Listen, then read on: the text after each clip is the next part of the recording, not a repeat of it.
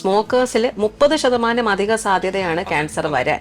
വളരെ താമസിച്ച് കല്യാണം കഴിക്കുന്ന സ്ത്രീകളിൽ, താമസിച്ച് പ്രസവിക്കുന്നവരിലാണ് അത് കൂടുതൽ കാണുന്നത്. അല്ല, ഒരു ദിവസം നമുക്ക് 30 ഗ്രാം ഫൈബറെങ്കിലും വേണം ആഹാരത്തിൽ.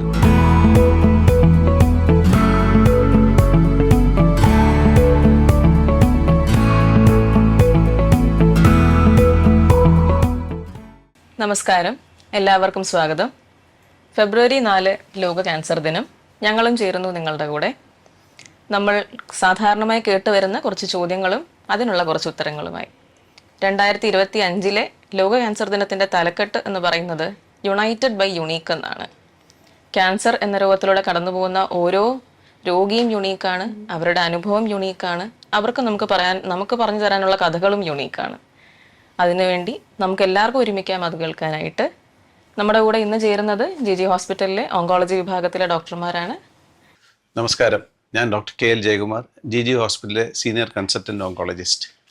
നമസ്കാരം, ഞാൻ doctor Ansar PP, senior consultant surgical oncologist, GG hospital. നമസ്തേ, ഞാൻ doctor Gayathri, consultant medical oncologist, GG hospital. ഞാൻ doctor Haritha, consultant oncologist, GG hospital. Sir, എൻ്റെ ആദ്യത്തെ ചോദ്യം ജയകുമാർ സാറിനോടാണ്. കേരളത്തിലെ ഇപ്പോഴത്തെ ഒരു സീനിയർ ഓങ്കോളജിസ്റ്റ് എന്ന നിലയിൽ സാറിൻ്റെ ഇത്രയും വർഷത്തെ എക്സ്പീരിയൻസിൽ സാറ് കണ്ടുവരുന്ന കേസസിൽ ഇപ്പോൾ ക്യാൻസർ കേസസിൻ്റെ എണ്ണത്തിൽ എന്തെങ്കിലും വ്യത്യാസം വന്നിട്ടുണ്ടോ സാർ? ഉണ്ട്. ഞാൻ കഴിഞ്ഞ 40 വർഷമായിട്ട് ഈ ഫീൽഡിലുണ്ട്. മുന്നത്തെ പോലെയല്ല ഇപ്പോഴും വരുന്ന ക്യാൻസർ രോഗികളുടെ എണ്ണത്തിൽ ക്രമാതീതമായിട്ടുള്ള വർധനവ് കാണുന്നുണ്ട്. പ്രധാനമായിട്ട് നമ്മളുടെ ലൈഫ് സ്റ്റൈലും അതുപോലെ തന്നെ ഈ നമ്മളുടെ ലൈഫ് എക്സ്പെക്റ്റൻസി വളരെ കൂടുതലാണ് കേരളത്തിൽ.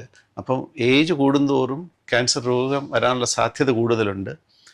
അപ്പോൾ അതുപോലെ തന്നെ പിന്നെ ലൈഫ് സ്റ്റൈൽ ഒരുപാട് ചേഞ്ച് വന്നിട്ടുണ്ട്. അത് കാരണം ഈ അടുത്ത കാലത്തായിട്ട് ക്യാൻസർ വരുന്ന രോഗികളുടെ എണ്ണത്തിൽ ക്രമാതീതമായിട്ട് വർധനവ് കാണുന്നുണ്ട്. മുന്നൊക്കെ എപ്പോഴെങ്കിലും ഓരോരുത്തരൊക്കെ വരുള്ളൂ. ഇപ്പോൾ ഓരോ വീട്ടിലോ അല്ലെങ്കിൽ ഓരോ അടുത്ത വീട്ടിലോ റിലേറ്റീവ്സിനോ ക്യാൻസർ രോഗം ഇല്ലാത്ത ഒരു വീടില്ല. അങ്ങനെ ആ ഒരു സ്ഥിതിയിലായിട്ടുണ്ട് ഇപ്പോൾ. ക്യാൻസർ ഇപ്പോൾ ഡയഗ്നോസ്ഡ് ആവുന്ന ഏജിൽ, പ്രായത്തിൽ എന്തെങ്കിലും വ്യത്യാസം വന്നിട്ടുണ്ട്? അതിലും വ്യത്യാസം വന്നിട്ടുണ്ട്. മുമ്പൊക്കെ ആണെങ്കിൽ ക്യാൻസർ കൂടുതലും പ്രായമായവരിലാണ് കണ്ടുവരുന്നത്. ഇപ്പോഴങ്ങനെയല്ല, ചെറുപ്പക്കാരിൽ തന്നെ ക്യാൻസർ വരുന്നുണ്ട്. ഉദാഹരണമായിട്ട് ബ്രസ്റ്റ് ക്യാൻസർ 50 വയസ്സിന് മുകളിലുള്ളവർക്കാണ് മുന്നേ കണ്ടുവരുന്നത്. ഇപ്പോൾ ചെറുപ്പക്കാരിൽ കുറച്ചും കൂടെ 40 വയസ്സ് 35 വയസ്സിലുള്ളവർക്കും ക്യാൻസർ രോഗം കണ്ടുവരുന്നുണ്ട്. അതുപോലെ തന്നെ പുരുഷന്മാരിലും ചില വ്യത്യാസങ്ങൾ കണ്ടുവരുന്നുണ്ട്. ഉദാഹരണമായിട്ട് കൊളോറക്ടൽ ക്യാൻസർ, മലാശയ ക്യാൻസർ, അതൊക്കെ വളരെ പ്രായമായവരിൽ കണ്ടുവരുന്ന ഒരു അസുഖം ഇപ്പോൾ ചെറുപ്പക്കാരിലും കണ്ടുവരുന്നതായിട്ട് ഈ ഇടയ്ക്കായിട്ട് ഒരുപാട് രോഗികൾ നമ്മുടെ അടുത്ത് അങ്ങനെ വരുന്നുണ്ട്. അതെ സാറേ, പണ്ട് നമ്മൾ ഇപ്പം 60 വയസ്സ് ആണ്, നമുക്ക് 60-65 വയസ്സായിരുന്നു നമുക്കൊരു 20 വർഷത്തിന് മുമ്പുള്ള ലൈഫ് എക്സ്പെക്റ്റൻസി. ക്യാൻസർ വരുന്ന ഏജും ആ സമയമായിരുന്നു. അപ്പോൾ ക്യാൻസറിനെ നമ്മൾ ഒരു ഓൾഡ് ഏജിൽ ഡിസീസായിട്ട് കൺസിഡർ ചെയ്ത് കാര്യമായിട്ട് ട്രീറ്റ്മെൻറ്റിനൊന്നും പോയിരുന്നില്ല. പക്ഷെ ഇപ്പോൾ നമ്മുടെ ലൈഫ് എക്സ്പെക്റ്റൻസി കൂടി, 75 ആയി. ക്യാൻസർ വരുന്ന പ്രായം കുറഞ്ഞു. നല്ലൊരു ശതമാനം ക്യാൻസേഴ്സും ഇപ്പം 30-50 വയസ്സിനിടയ്ക്കും വരുന്നുണ്ട്. അപ്പോൾ ഈ ഒരു സിറ്റുവേഷനിൽ ക്യാൻസറിൻ്റെ ട്രീറ്റ്മെൻറ്റ്സും ഇവോൾവ് ചെയ്തു. We are equipped with more curative options now ട്രീറ്റ്മെൻറ്റിന്. സാറിന്റെ ഒപ്പിയിൽ ഇപ്പം വരുന്ന കേസുകളിൽ ഇപ്പം സ്ത്രീകളും പുരുഷന്മാരും രണ്ടുപേരിലും ഇപ്പോഴും ഏതൊക്കെ ക്യാൻസറാണ് കൂടുതലായിട്ട് കണ്ടുവരുന്നത്? സ്ത്രീകളിൽ ഏറ്റവും കൂടുതൽ ബ്രസ്റ്റ്, തൈറോയിഡ്, കൊളോറക്ടലാണ്. പിന്നെ എൻഡോമെട്രിയൽ ക്യാൻസറും ഓവേറിയൻ ക്യാൻസറുടെ ഇൻസിഡൻസ് കൂടി വരുന്നുണ്ട്. ഇതാണ് സ്ത്രീകളിലെ ക്യാൻസറിന്റെ ട്രെൻഡ് കേരളത്തിൽ. പുരുഷന്മാരിൽ lung cancer, prostate cancer, colorectal cancer, ഇതാണ് കൂടുതലായിട്ട് വരുന്നത്. പൊതുവിൽ സ്ത്രീകളുടെ എണ്ണമാണ് ക്യാൻസർ OPയിൽ കൂടുതലായിട്ട് വരുന്നത്. അതിൻ്റെ one of the reason most common cancer breast cancer ആണ് എന്നുള്ളതാണ്. പക്ഷെ അതിൻ്റെ നല്ലൊരു വശം, breast cancer is a curable disease compared to lung cancer in males. 90% lung ക്യാൻസറും ഏറ്റവും കൂടുതൽ പുരുഷന്മാരിൽ വരുന്ന ക്യാൻസർ ലങ് ക്യാൻസർ ആണ്. പക്ഷെ 90% ക്യൂർ ചെയ്യാൻ പറ്റില്ല. ഏറ്റവും കൂടുതൽ സ്ത്രീകളിൽ വരുന്ന ക്യാൻസർ ബ്രസ്റ്റ് ക്യാൻസർ ആണ്, 90% ക്യൂർ ചെയ്യാൻ പറ്റും. പക്ഷെ അതിലൊരു വ്യത്യാസം ഞാൻ കാണുന്നത്, മുമ്പൊക്കെ ആണെങ്കിൽ സ്ത്രീകളിൽ നമ്മളുടെ നാട്ടിൽ ഗർഭാശയതല ക്യാൻസർ അല്ലെങ്കിൽ സർവൈക്കൽ ക്യാൻസർ വളരെ കൂടുതലാണ്. ഇപ്പം നമ്മുടെ നാട്ടിൽ അത് വളരെ കുറഞ്ഞ് വരുന്നുണ്ട്. അതിന് പകരം ബ്രസ്റ്റ് ക്യാൻസർ കൂടി വരുന്നുണ്ട്. പുരുഷന്മാരിൽ അതുപോലെ തന്നെയാണ് ഈ പ്രോസ്റ്റേറ്റ് ക്യാൻസർ. മുമ്പൊക്കെ ഓരോരുത്തർ വല്ലപ്പോഴൊക്കെ കാണുള്ളൂ. ഇപ്പം പല ടെസ്റ്റുകൾ ഉണ്ടോണ്ടോ കാരണം അറിയില്ല, പ്രോസ്റ്റേറ്റ് ക്യാൻസർ. അതെ അതെ, ഇൻസിഡൻസും കൂടി വരുന്നുണ്ട്. അതുപോലെ തന്നെ ഇവിടെ വായ്ക്കകത്ത് ക്യാൻസർ, തൊണ്ടയിലെ ക്യാൻസർ, അതൊക്കെ എനിക്ക് തോന്നുന്നു ആ നോർത്ത് ഇന്ത്യ റൂറൽ പോപ്പുലേഷനിലൊക്കെ കൂടുതലും, urban പോപ്പുലേഷനിൽ ലങ് ക്യാൻസർ കൂടുതലും. പിന്നെ സാറ് പറഞ്ഞതുപോലെ ലങ് ക്യാൻസറിനെ ആ ഒരു 90% നമ്മൾ ഡിറ്റക്ട് ചെയ്യുന്നതേ അങ്ങനെ ഒരു അഡ്വാൻസ്ഡ് സ്റ്റേജിലാണ്. അതാണ് ക്യൂർ നമുക്ക് ശരിക്കും ചെയ്യാനും പറ്റാത്തത്. അത് കാരണം നമ്മുടെ നാട്ടിൽ അർബനൈസേഷൻ ആണ് ഇതിന്റെ ഒരു ഫാക്ടർ എന്നാണ് എനിക്ക് തോന്നുന്നത്. കാരണം എന്ന് വെച്ചാൽ ലങ് ക്യാൻസർ കൂടുതലുണ്ട്, പൊല്യൂഷൻ കൂടുതലുണ്ട്, അതേസമയം ബ്രസ്റ്റ് ക്യാൻസർ കൂടുന്നുണ്ട്, സെർവൈക്കൽ ക്യാൻസർ കുറയുന്നുണ്ട്. ഇതെല്ലാം അർബനൈസേഷന്റെ പാർട്ടായിട്ടാണ് എനിക്ക് തോന്നിയിട്ടുള്ളത്. നമ്മൾ വളരെ കോമൺ ആയിട്ട് നമ്മുടെ ഒപ്പിയിൽ കേട്ട് വരുന്ന ചോദ്യമാണ് എന്തുകൊണ്ട് ക്യാൻസർ വന്നു എന്നുള്ളത്. അതെ, അതിനുള്ള കാരണങ്ങൾ എന്തൊക്കെയാണ്? അത് ശരിക്കും ഇപ്പൊ നമ്മൾ കുറെ കാരണങ്ങൾ പറഞ്ഞു. ഒന്ന്, ഈ പ്രായം കൂടുമ്പോൾ ക്യാൻസർ കൂടാനുള്ള സാധ്യത കൂടുന്നുണ്ട്. അപ്പൊ നമ്മുടെ ലൈഫ് സ്പാൻ ഇപ്പം കൂടി വരുന്ന കാലഘട്ടമാണ്. 60 വയസ്സൊക്കെ പണ്ട് എൽഡർലി പോപ്പുലേഷൻ എന്ന് പറയുന്നെങ്കിൽ ഇപ്പോഴങ്ങനെയല്ല.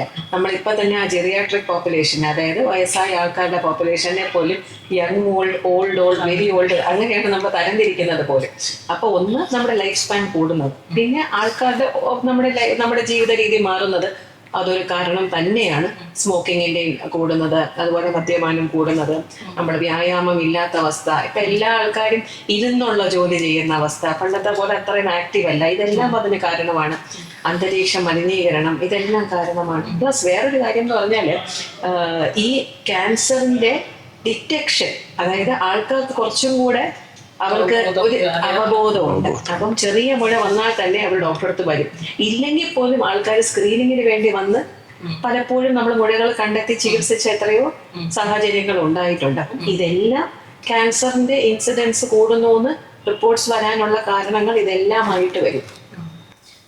പറഞ്ഞ ഈ കാരണങ്ങളിലെല്ലാം ഏതെങ്കിലും വൈറസോ ഏതെങ്കിലും ഇൻഫെക്ഷൻ കൊണ്ടോ അങ്ങനെ എന്തെങ്കിലും വരുന്ന ഒരു? അതെ, ഈ ഇൻഫെക്ഷൻസ് കാരണവും ക്യാൻസർ വരാം. അതിലെ ചില ഇൻഫെക്ഷൻസ് ആണ് വളരെ പ്രധാനപ്പെട്ട human papilloma virus infection, HPV അണുബാധ. HPV അണുബാധ അതിൽ തന്നെ പല തരത്തിലുള്ള HPV സ്ട്രെയിൻസ് ഉണ്ട്, ടൈപ്പുകളുണ്ട്. അതിനെ നമുക്ക് ലോ റിസ്ക് എന്നും ഹൈ റിസ്ക് എന്നും വിളിക്കാം. ഈ ഹൈ റിസ്ക് HPV ചിലപ്പോൾ ഗർഭാശയ മുഖ ക്യാൻസർ, സെർവൈക്കൽ ക്യാൻസർ ഉണ്ടാക്കാനുള്ള സാധ്യതയുണ്ട്. അതുകൊണ്ട് തന്നെ നമ്മൾ ഈ പാപ്സ്മിയർ ടെസ്റ്റിംഗ് ഉണ്ടല്ലോ, നമ്മൾ ഈ സെർവൈക്കൽ ക്യാൻസർ ഡിറ്റക്ഷന് വേണ്ടിയിട്ട്, അതിൻ്റെ കൂടെ HPV ടെസ്റ്റ് നമുക്ക് ചെയ്യാൻ സാധിക്കും. അപ്പം അതിനൊരു പാറ്റേൺ ഉണ്ട്, ഇന്ന സമയത്ത് നമ്മൾ ചെയ്യണം എന്നുള്ളൊരു പാറ്റേൺ ഉണ്ട്. അപ്പോൾ ഈ HPV അണുബാധ ഈ സെർവൈക്കൽ ക്യാൻസർ ഉണ്ടായേക്കാം. എല്ലാ HPV അല്ല, ഹൈ റിസ്ക് പെർസിസ്റ്റന്റ് ആയിട്ട് കുറെ നാൾ നിന്നാൽ അങ്ങനെ ഉണ്ടായേക്കാം. മറ്റൊരു അണുബാധ എന്ന് പറഞ്ഞ എപ്സ്റ്റീൻ ബാർ വൈറസ് അണുബാധ, അല്ലെങ്കിൽ HIV അണുബാധ, വളരെ പ്രധാനമായ ഹെപ്പറ്റൈറ്റിസ് B, ഹെപ്പറ്റൈറ്റിസ് C, ഇതെല്ലാം ലിവർ ക്യാൻസർ ഉണ്ടാക്കാൻ സാധ്യതയുണ്ട്. അങ്ങനെ അതുപോലെ വയറിൽ ഉണ്ടാകുന്ന ഹെലിക്കോബാക്ടർ പൈലോറി എന്ന് പറഞ്ഞൊരു അണുബാധ, ഈ അണുബാധ അതുപോലെ വയറിനകത്തുള്ള ക്യാൻസർ, ആമാശയത്തിലെ ക്യാൻസർ, ആമാശയത്തിലെ ലിംഫോമ, ഇങ്ങനത്തെ ക്യാൻസേഴ്സ് ഉണ്ടാകാം. അപ്പം വൈറസിനും ക്യാൻസർ ഉണ്ടാക്കാൻ സാധ്യതയുണ്ട്. അതിൽ ഏറ്റവും പ്രധാനം HPV ഇപ്പം നമുക്ക് 90-95% സർവൈക്കൽ ക്യാൻസറും ഈ HPVയുടെ എതിരെയുള്ള വാക്സിൻ എടുത്താൽ പ്രിവെന്റ് ചെയ്യാൻ പറ്റും എന്നാണ് കണക്കുള്ളത്. ഇതൊരു വളരെ നല്ല കാര്യമാണ്. HPV വൈറസ് തന്നെയല്ലേ ഈ പിന്നെ ഓറോഫെരിഞ്ചൽ ക്യാൻസറും ഇപ്പോൾ അത് വളരെ കൂടുതലായിട്ട് കാണുന്നുണ്ട്. പിന്നെ HIV വരുന്നത് എയ്ഡ്സ് വരുന്ന പേഷ്യൻസ്. അപ്പോൾ അവരുടെ നമ്മൾ ക്യാൻസർ കൂടുതലായിട്ട് കാണുന്നുണ്ട് അല്ലെ, ലിംഫോമ അല്ലെങ്കിൽ പിന്നെ ലിവർ ക്യാൻസർ, ഇതെല്ലാം വളരെ കൂടുതലായിട്ട് പിന്നെ എയ്ഡ്സ് പേഷ്യൻസിനും കാണുന്നുണ്ട്. അതെല്ലാം വൈറൽ കൊണ്ടാണ് ഉണ്ടാക്കണമെന്നാണ് പഠനങ്ങൾ തെളിയിച്ചിരിക്കുന്നത്. ഈ വൈറസ് കൊണ്ടുണ്ടാകുന്ന ക്യാൻസറുകൾ അത് സ്ത്രീകളിലും പുരുഷന്മാരിലും എല്ലാം ഒരുപോലെയാണ് അതിന്റെ ഇൻസിഡൻസ് കണ്ടുവരുന്നത്. സെയിം ആണെങ്കിലും ഇൻസിഡൻസ് വ്യത്യാസമുണ്ട്. അതായത് ഹ്യൂമൻ പാപ്പിലോമ വൈറസിന് സെർവൈക്കൽ ക്യാൻസറും പിനൈൽ ക്യാൻസറും റെക്ടൽ ക്യാൻസറും ഉണ്ടാക്കാൻ പറ്റും. പക്ഷെ സെർവൈക്കൽ ക്യാൻസർ ഇൻസിഡൻസ് ആണ് കൂടുതൽ. കാരണം ഇൻഫെക്ഷൻ വരാനുള്ള സാധ്യത കൂടുതൽ സ്ത്രീകളിലാണ് പുരുഷന്മാരെ അപേക്ഷിച്ച്. പുരുഷന്മാരിൽ പലപ്പോഴും HPV ഇൻഫെക്ഷൻ വരാനുള്ള സാധ്യത കുറവാണ്, സ്ത്രീകളിൽ വരുന്നതിനേക്കാളും വളരെ കുറവാണ്. അതുകൊണ്ട് തന്നെ ക്യാൻസർ വരാനുള്ള സാധ്യത സ്ത്രീകളിൽ കൂടുതലും പുരുഷന്മാരിൽ കുറവാണ്. ബട്ട് ക്യാരിയേഴ്സ് രണ്ടുപേരും വരും. അതുകൊണ്ട് വാക്സിൻ എടുത്ത് പ്രിവെൻഷൻ ചെയ്യുമ്പോൾ സ്ത്രീകളും പുരുഷന്മാരും ഒരുപോലെ വാക്സിൻ എടുക്കുന്നതാണ് നല്ലത്. ബിക്കോസ് HPV വാക്സിൻ എന്നുകൊണ്ട് ഉദ്ദേശിക്കുന്നത് HPV ശരീരത്തിൽ കയറുന്നതിന് മുമ്പ് തന്നെ വാക്സിൻ എടുക്കുക എന്നുള്ളതാണ്. ശരീരത്തിൽ കയറാൻ ഒരേ ഒരു മാർഗ്ഗമുള്ളൂ, it's only a human to human spread.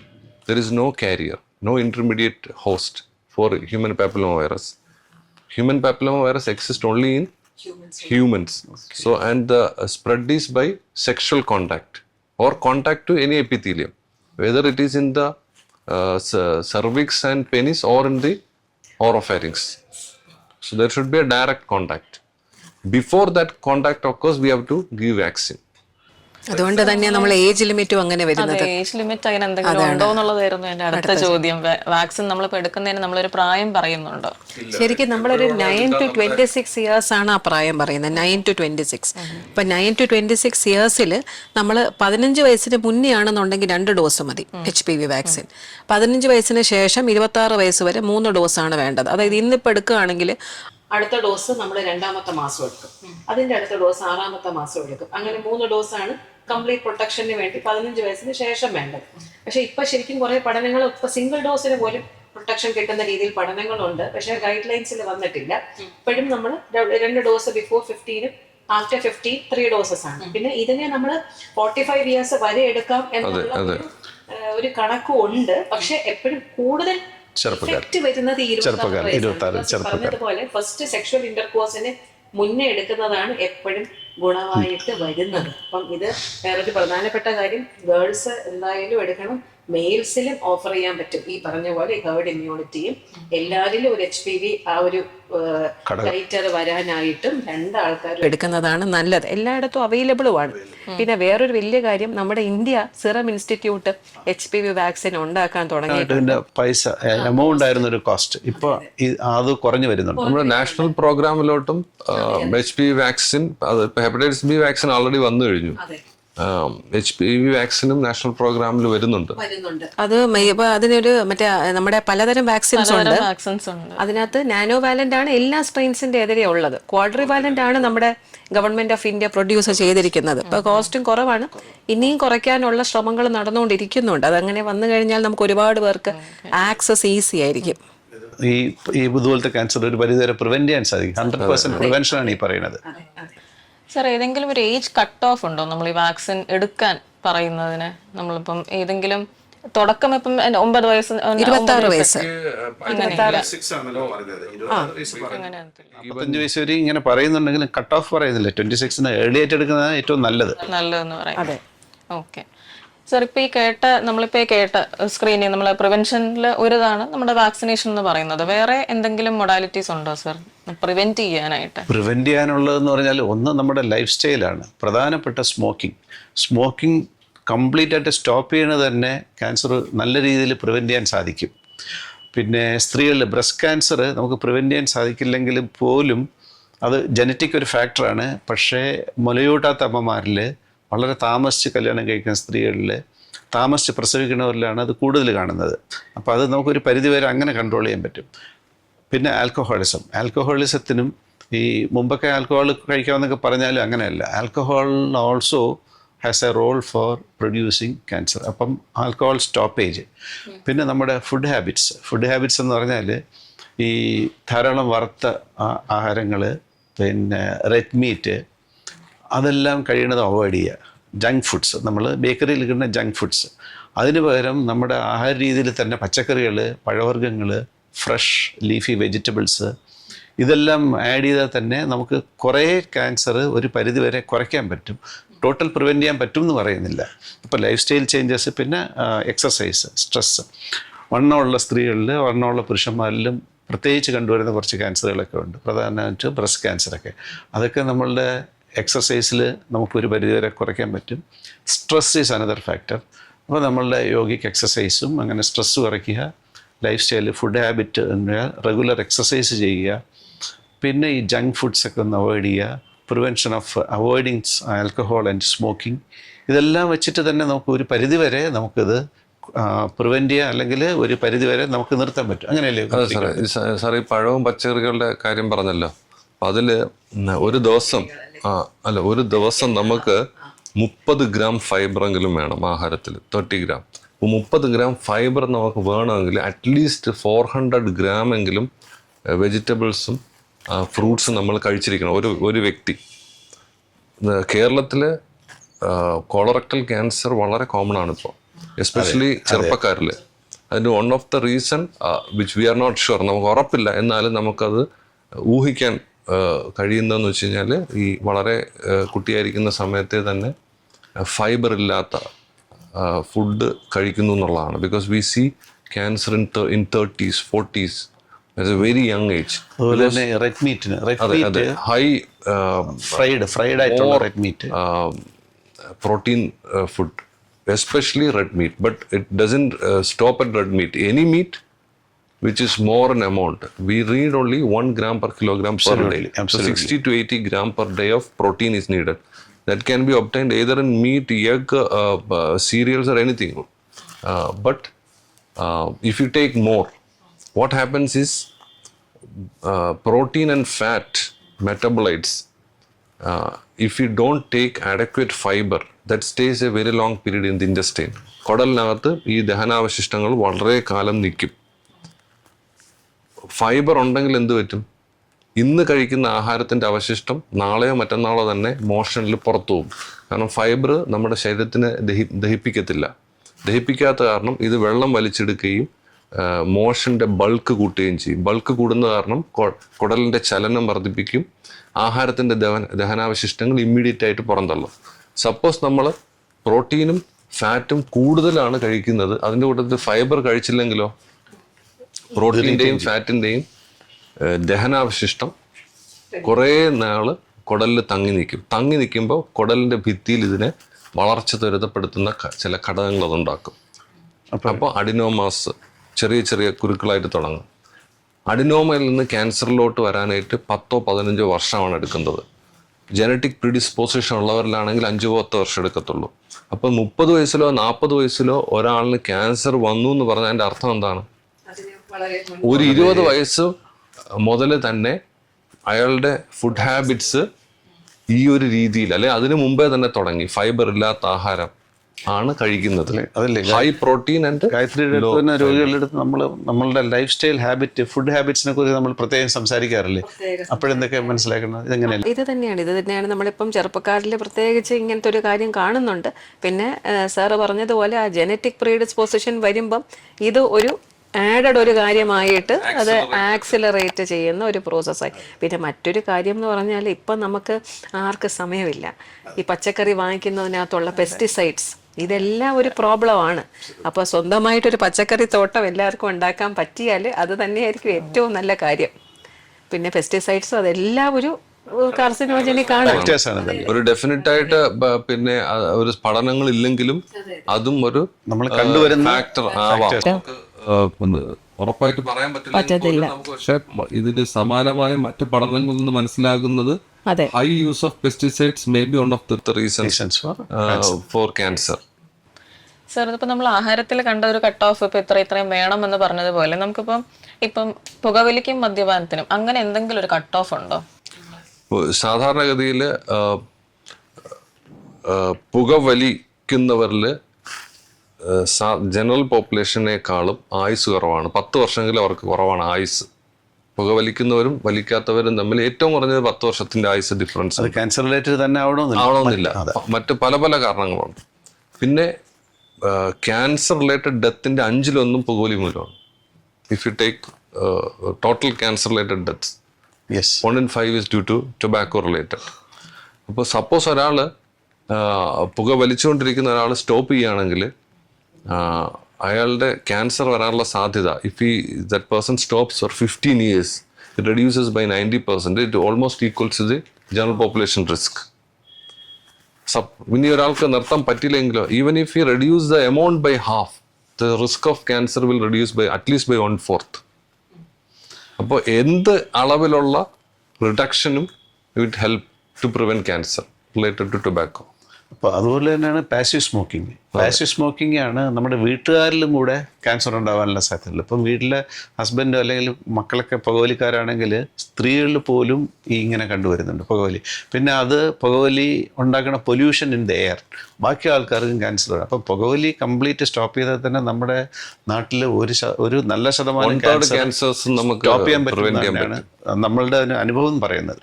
പക്ഷെ ഇതിനകത്ത് പല ആൾക്കാരും വന്ന് ചോദിക്കും, ഞാൻ പുകവലിക്കാറില്ല, ഞാൻ മദ്യപിക്കാറില്ല, എൻ്റെ നെയ്ബർ പുകവലിക്കുന്ന ആൾക്കാരാണ്, അവർക്ക് ക്യാൻസർ വന്നില്ല, എനിക്ക് ക്യാൻസർ വന്നു. അപ്പം ശരിക്കും അതിൽ നമ്മൾ സ്മോക്കേഴ്സിനെയും ജനറൽ പോപ്പുലേഷനെ കമ്പയർ ചെയ്യുമ്പം സ്മോക്കേഴ്സിൽ 30% അധിക സാധ്യതയാണ് ക്യാൻസർ വരാൻ.